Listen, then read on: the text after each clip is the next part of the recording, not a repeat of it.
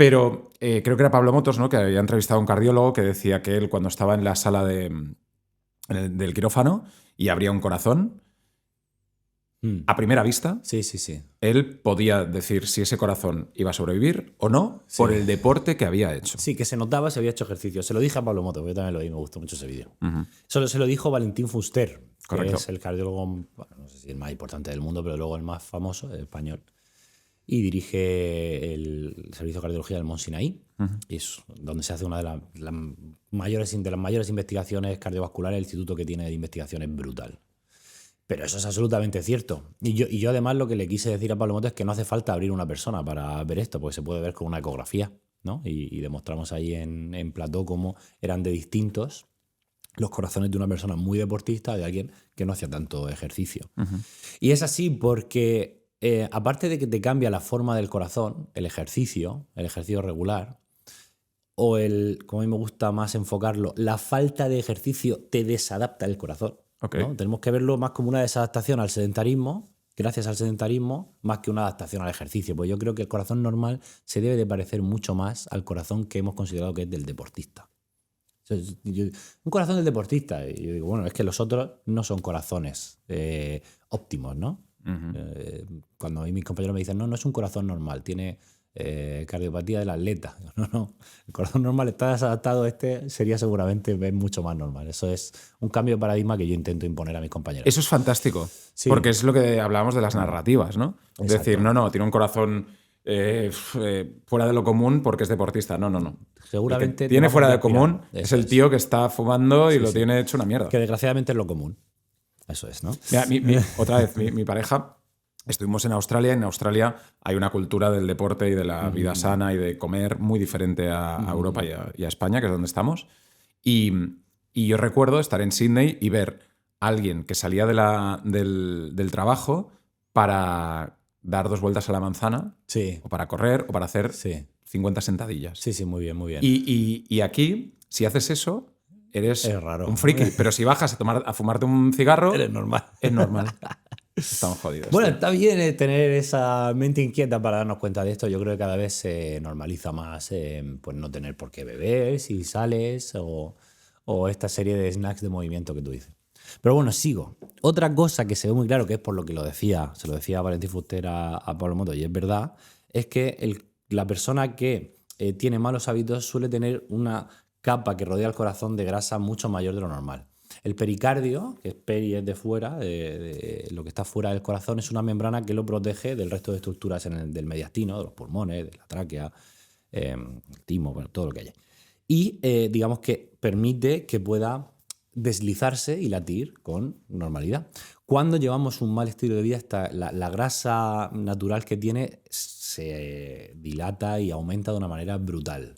Y entonces es normal que si tú abres el corazón o lo ves con una ecografía, pues veas una capa de grasa brutal si la persona lleva malos hábitos. Y eso se ve muy claro, ¿no? Incluso una vez tuve un tuit muy polémico, o un post de Instagram muy polémico, en el cual ponía 2 corazones en quirófano, precisamente, uno rodeado de grasa y otro sin grasa, ¿no? Y decía que uno es porque una persona se cuida mal y otra no. Y bueno, eso tuvo mucha polémica, si estaba alimentando la gordofobia.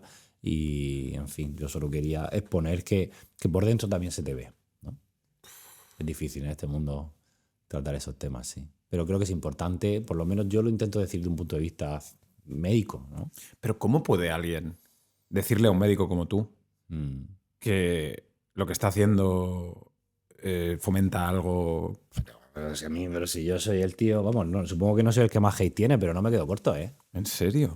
Yo tengo gente que me dedica post diariamente. ¿Pero por qué?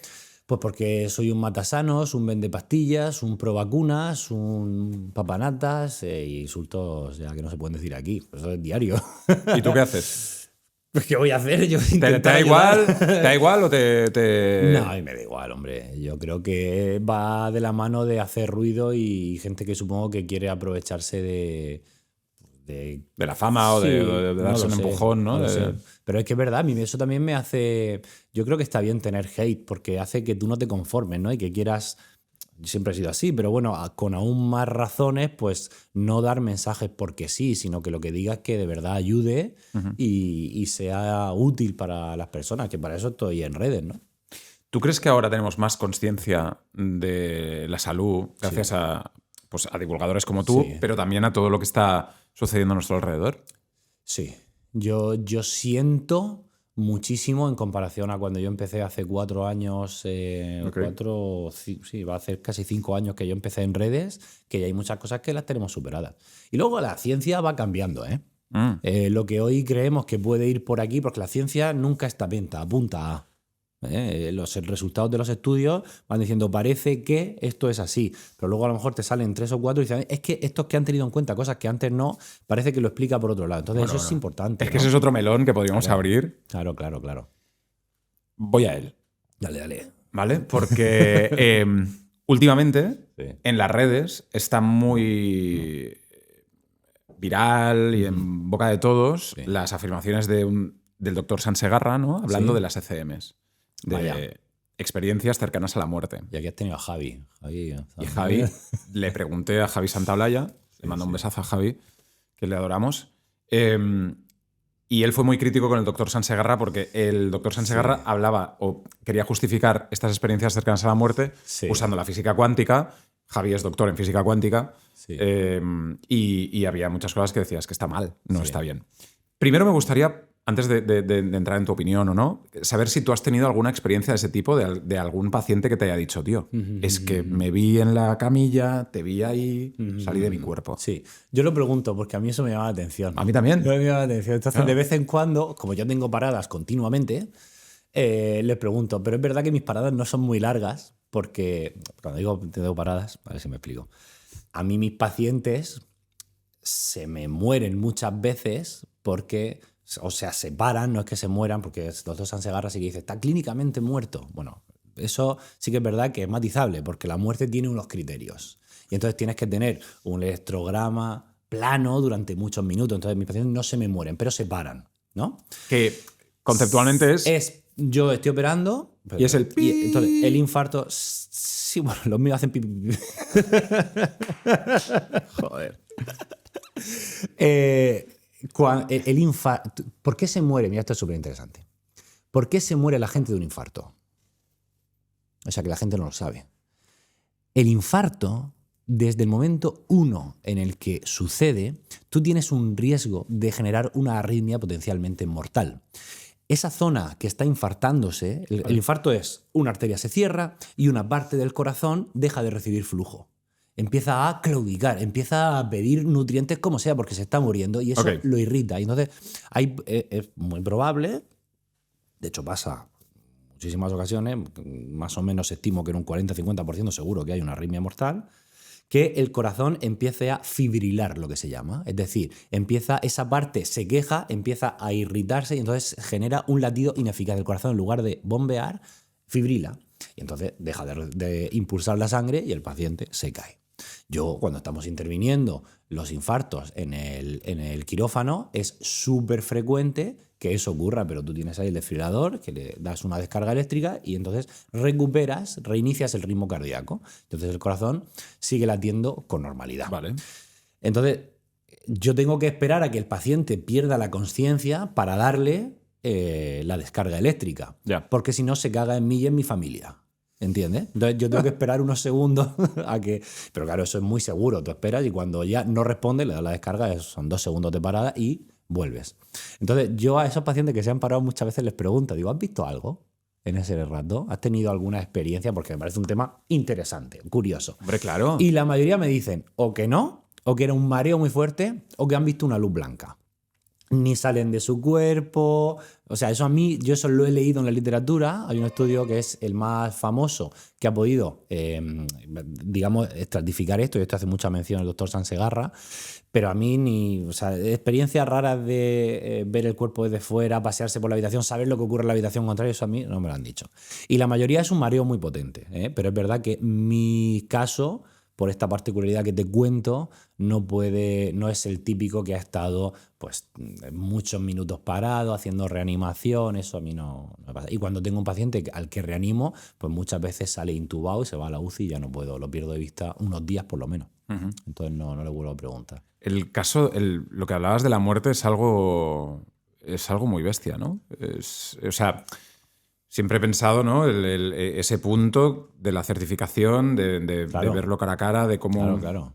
O sea... Sí. Bueno, y de hecho hay que estar ahí y hay que certificarlo. Eso, las nuestras, como suelen ser muertes en las cuales hay una reanimación muy prolongada, pues digamos que está muy claro, ¿no? Y cuando el paciente fallece, tú ya tienes que claudicar en la reanimación, ¿no? Entonces es más claro. Pero eso hay historias muy rocambolescas, incluso graciosas, que hemos vivido todos en nuestra etapa de...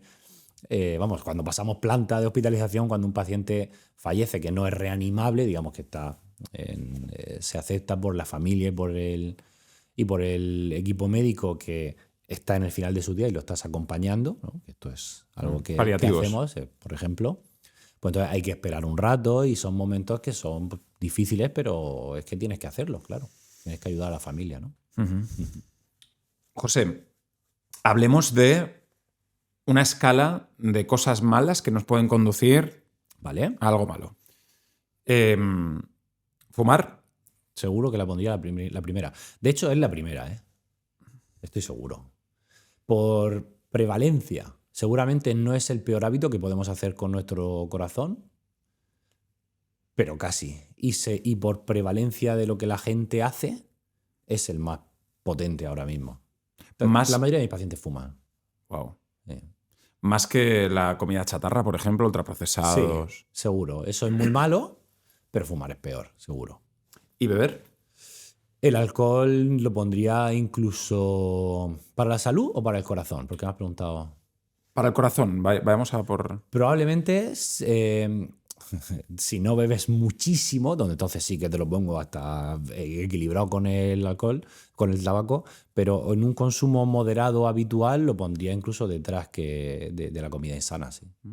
Sí. Las drogas. Las drogas creo que son más potentes que el tabaco, pero no son tan prevalentes.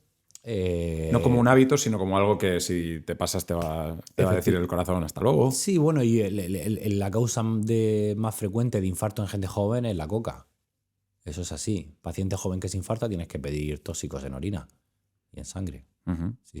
¿Y éxtasis, todo este tipo de sustancias? Mi impresión con el consumo que tienen hoy en día, tengo que ser real, es que no son tan perjudiciales como la cocaína, por ejemplo, pero que sí que afectan al corazón. No sé en qué escala las pondría, pero seguramente... ¿Sabes lo que pasa? Que claro, uno no se mete éxtasis todos los días. Casi nadie. Entonces no te lo puedo comparar con el tabaco. No sé qué sería peor. Pero bueno, tengo dudas. El caso es que desde luego no es tan mala como la cocaína, que sí que te afecta al corazón en un punto brutal.